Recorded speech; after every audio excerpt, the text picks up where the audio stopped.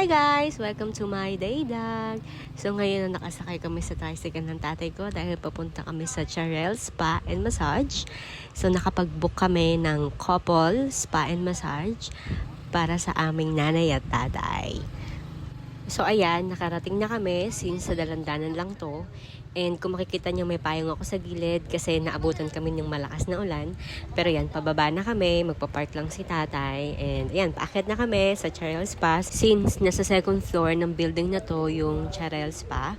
And then, nasa baba niyan may dali. So, if hindi ako nagkakamali, bagong gawa yung building na to.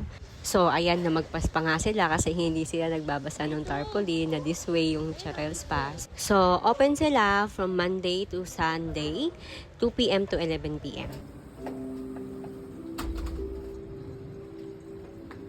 Ayan, nandito na kami sa loob. Tapos, ayan, tinatanong lang yung kapatid ko about dun sa reservation namin. Kung ano yung mga pangalan namin. Yan, nilista ko na rin. And then yun, akala namin mauuna na sila nanay at tatay. So, bumalik sila kasi wait lang daw. Pero nauna kami magpamassage. So, 1.5 hours massage with hot stone yung gagawin sa akin. And after nyan, nagpaputs pa naman ako. Then yan, tinanong namin yung nanay ko. Masaya ka ba? Masaya ka ba? Masaya kasi libre. Ikaw tayo, masaya ka ba? May pabentusa ka pa. May pa-complimentary drinks pa sila and then nag-picture kami. After nyan, we decided na kumain sa labas and sinundo namin yung kids sa bahay and pumunta kami sa bagong bukas na Chicken Wings. Dito lang sa may Malinta, katabi ng chapel. And masasabi ko masasarap yung mga chicken nila. Susulit yung pagkain namin dito after nung massage.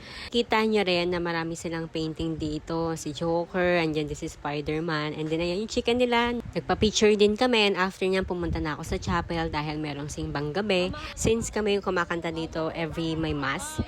And then, ayan, dito namin ginanap yung Christmas party namin. Kumain muna kami, kain ulit, no? And then yan, nag-exchange gift kami, nagbunutan kami.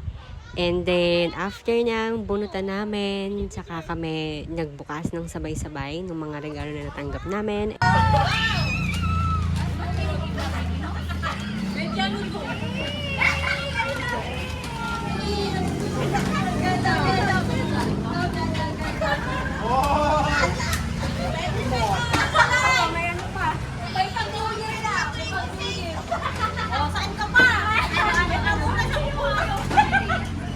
After namin magbukas ng mga regalo, nagsiuwian na rin kami. At dito nagtatapos ang aking araw. Yun lang. See you to my next vlog. Bye-bye!